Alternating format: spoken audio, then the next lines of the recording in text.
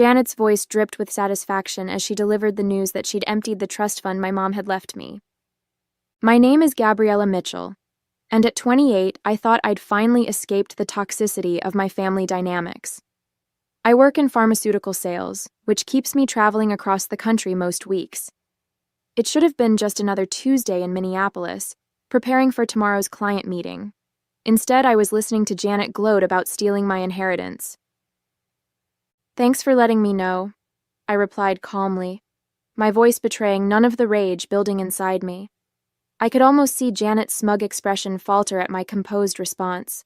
She'd expected tears, pleading, or anger. Anything but this quiet acceptance. "That's all you have to say?" Janet pressed, clearly disappointed by my reaction. "Tiffany needs that money for her wedding and new house. You're just going to waste it on your meaningless sales career." I thought about my mom, who'd passed away when I was 16. She'd built a successful business from nothing and left me the trust fund to pursue my own dreams. Janet, who married my dad just 2 years after Mom died, had been trying to get her hands on that money ever since. "Is there anything else?" I asked, keeping my voice level. The silence on the other end was telling. What Janet didn't know was that 6 months ago, I'd had a conversation with Mr. Harrison, my mother's old lawyer. He'd warned me about some suspicious inquiries Janet had been making about the trust. Together, we'd put safeguards in place, legal protections that would make any unauthorized access not just impossible, but prosecutable.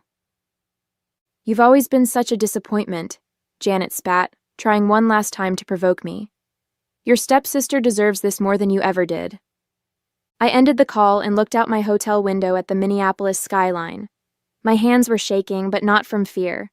Everything was documented. Every call, every attempt, every manipulation. Janet had finally overplayed her hand, and I was ready. Living with Janet was like walking on eggshells. After my mom's death from cancer when I was 16, my dad seemed desperate to rebuild our family. He married Janet just 2 years later, bringing along her daughter Tiffany, who was 13 at the time. The tension was immediate and suffocating. My mom had built her pharmaceutical consulting business from scratch, working tirelessly to ensure my future was secure. The trust fund she left me wasn't just money, it was her legacy, her way of protecting me even after she was gone. But Janet saw it differently. To her, it was an unfair advantage I had over Tiffany. "Your mom wouldn't want you to be so selfish," she'd say, trying to guilt me into sharing the inheritance. "We're all family now." But we weren't family, not in the way that mattered. While my dad buried himself in work to cope with his grief, Janet systematically worked to push me to the sidelines. Tiffany became the star of our household. Every achievement, no matter how small, was celebrated lavishly. Meanwhile, my academic scholarships and business school acceptance went practically unnoticed. Janet made sure my dad only saw what she wanted him to see. The real wake-up call came during my college graduation. I'd finished top of my class, landed a prestigious job, and done it all while working part-time. My dad couldn't make it because Tiffany had a minor cold. "She needs her father right now," Janet had insisted. That's when I knew nothing would ever change unless I changed it myself. I moved out the next day and focused on building my career. The trust fund stayed untouched, not because I didn't need it, but because accessing it meant dealing with Janet's interference. Every time I visited home, she'd make snide comments about my privileged position, how Tiffany struggled without the same advantages. 6 months ago, when Mr. Harrison called to warn me about Janet's inquiries, everything clicked into place. She'd been playing a long game, waiting for the right moment to strike. But I wasn't that vulnerable 16-year-old anymore. I was my mother's daughter, and I'd learned from the best about protecting what was mine. The trust fund wasn't just about money. It represented everything my mom had worked for. Sitting in my hotel room that evening, I pulled out the small photo I always carried of her. She was smiling, confident, the kind of woman I'd always aspired to be. The trust fund was meant to be my safety net, my chance to take risks and build something of my own, just like she had. I dialed Mr. Harrison's number, my fingers steady despite the anger still coursing through me. He answered on the second ring, his voice familiar and reassuring. Janet finally made her move, I said, cutting straight to the point. She claims she's transferred everything to Tiffany. I was expecting this, he replied. I got an alert about attempted access to the account this morning. Don't worry, Gabriella. The additional security measures we put in place worked exactly as planned. Every attempt was logged and documented. I let out a breath I hadn't realized I was holding. So, nothing's actually been transferred? Not a penny, he confirmed. But we've got her dead to rights on attempted fraud. The documentation is bulletproof. Would you like me to proceed with the next steps? I thought about all the years of manipulation, the snide comments, the way Janet had slowly poisoned my relationship with my dad. She'd been so confident in her plan, so sure of her control over the situation, that she hadn't even considered I might be 2 steps ahead. Yes, I said firmly. It's time to end this. Send the evidence to the family lawyer and copy my dad on everything. I want him to see exactly what his wife tried to do. Consider it done, Mr. Harrison said. And Gabriella, your mother would be proud. She always said you were smarter than anyone gave you credit for. After hanging up, I opened my laptop and booked an earlier flight home. My client meeting would have to wait. I had a family matter to attend to, and this time, I would be the one in control. I landed in Boston the next morning, the autumn air crisp and biting. My dad's house, the one I grew up in, looked exactly the same, but something felt different. Maybe it was me. I'd called ahead to let him know I was coming, but I hadn't mentioned Janet's phone call. Some conversations needed to happen face to face. I found them all in the living room: Dad, Janet, and Tiffany. Janet's smug smile faltered when she saw me walk in, replaced by confusion at my calm demeanor. Gabriella, my dad started, looking concerned. I didn't expect you until later. Is everything okay? Actually, Dad, we need to talk. I pulled out my phone and the file Mr. Harrison had sent over. Yesterday, Janet called to tell me she'd emptied my trust fund and given everything to Tiffany. I thought you should see exactly what happened. Janet's face went pale. I was just trying to help Tiffany. Don't. My voice was steel. Every attempt you made to access the account was documented.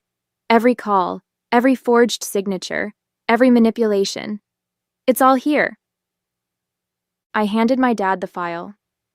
His hands shook as he read through the papers, his expression darkening with each page. Janet, what did you do? His voice was barely a whisper. She's lying. Tiffany jumped in, her face red. She's always been jealous of me. I pulled out another document, the complete trust fund statement. The money's still there, safe and untouched. Janet's attempts to transfer it failed because I was warned about her plans months ago. I took precautions. Precautions? Janet spat. You set me up. No, I replied calmly. I protected what was mine, just like my mom taught me to do. The silence in the room was deafening as my dad read through each document. Every manipulative email Janet had sent to the bank, every forged signature attempt, every calculated move she'd made to steal my inheritance. It was all there in black and white. I did this for our family, Janet protested, but her voice wavered. Tiffany needed... Stop. My dad's voice cracked. Just stop, Janet. These documents... You tried to forge my signature. You lied to the bank. He looked up at me, his eyes filled with a pain I hadn't seen since my mom died. Gabriella, I had no idea. Of course you didn't, I said softly. Janet made sure of that. Mr. Harrison had organized everything chronologically, showing years of Janet's attempts to undermine my relationship with my father, all while trying to get her hands on my trust fund. The latest documents showed her failed attempt to transfer the money, along with her subsequent angry calls to the bank. This is ridiculous. Tiffany jumped up, her face red. Mom was just trying to make things fair. Gabriella's always had everything handed to her. I turned to my stepsister, feeling a mix of pity and frustration. Handed to me? I worked through college, built my career from scratch, and never touched that trust fund. Mom left it to me because she wanted me to have options, just like she did. But Janet couldn't stand that, could she? Janet's composure finally cracked. You ungrateful little... I've already filed charges, I cut her off. The bank has all the evidence of attempted fraud. Mr. Harrison is handling everything. I turned to my dad. I'm sorry you had to find out this way, but you needed to know the truth. The weight of 12 years of manipulation hung in the air. My dad looked at Janet like he was seeing her for the first time, and not in a good way. The next few moments changed everything. My dad stood up, his hands trembling as he held the documents. Janet, I want you out of this house. Tonight. What? Janet's voice rose to a shrill pitch. You can't be serious. After everything I've done for this family? Done for this family? My dad's voice was quiet but firm. You tried to steal from my daughter. You forged my signature. You've been lying to me for years. Tiffany started crying, but these weren't her usual manipulative tears. She looked genuinely shocked, perhaps finally realizing the gravity of what her mother had tried to do. The police will want to talk to you, I said to Janet. Mr. Harrison has already filed the reports. The bank's fraud department is involved now. You planned this, Janet hissed. You knew I would try to access the trust fund. No, Janet, you planned this. I just made sure I was ready when you did. I turned to my dad. There's more. Mr. Harrison found evidence that she's been skimming money from your accounts too. Small amounts, building up over years. My dad sank back into his chair, looking devastated. I felt a pang of guilt for causing him pain, but he needed to know the truth. Get out, he repeated to Janet. Both of you. I'll have my lawyer contact you about the divorce. As Janet and Tiffany gathered their things, throwing accusations and tears around in equal measure, I stood quietly by the window. The same window where I used to watch for my mom to come home from work. I could almost hear her voice. Always be prepared, sweetheart, and never let anyone take what's rightfully yours. In the weeks that followed, my dad and I had some long overdue conversations. We sat in the kitchen one evening, the same kitchen where my mom used to help me with my homework, and really talked for the first time in years.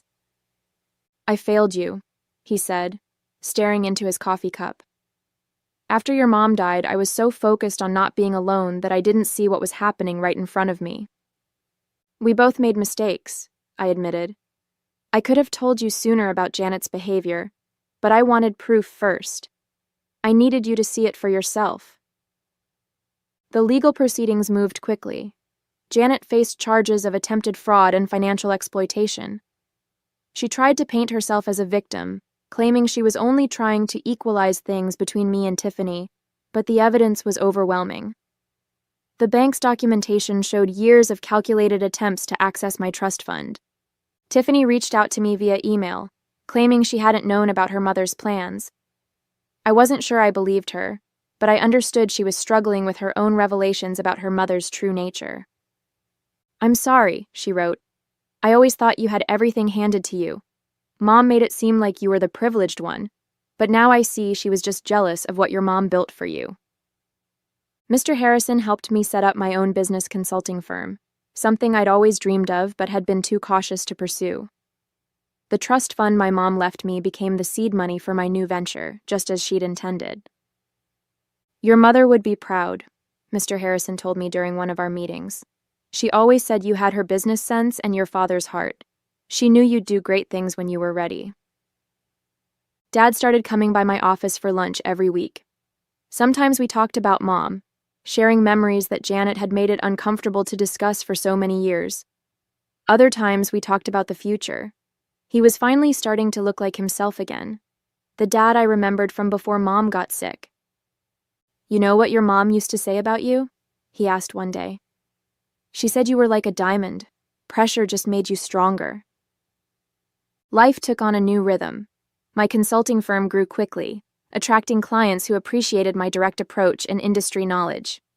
I hired a small team, including Sarah, a brilliant analyst who reminded me of my mom. Same drive, same determination to prove herself. Janet's trial ended with a plea deal. She avoided jail time but had to pay significant restitution and was banned from working in any financial capacity. The last I heard, she'd moved to Arizona to live with her sister. Tiffany stayed in Boston working as a teacher's assistant. We kept minimal contact, mainly through occasional emails. Dad threw himself into rebuilding our relationship. He started sharing stories about my mom that he'd kept buried for years, how they met at a business conference, their early struggles to start her company, the late nights planning their future. Each story helped heal a little piece of what we'd lost. One evening, as we sorted through old photos in the attic, we found Mom's business journal. Inside was a letter addressed to me, dated just weeks before she passed. My dearest Gabriella, I'm leaving you more than money. I'm leaving you the freedom to choose your path. Don't let anyone dim your light or tell you what you deserve.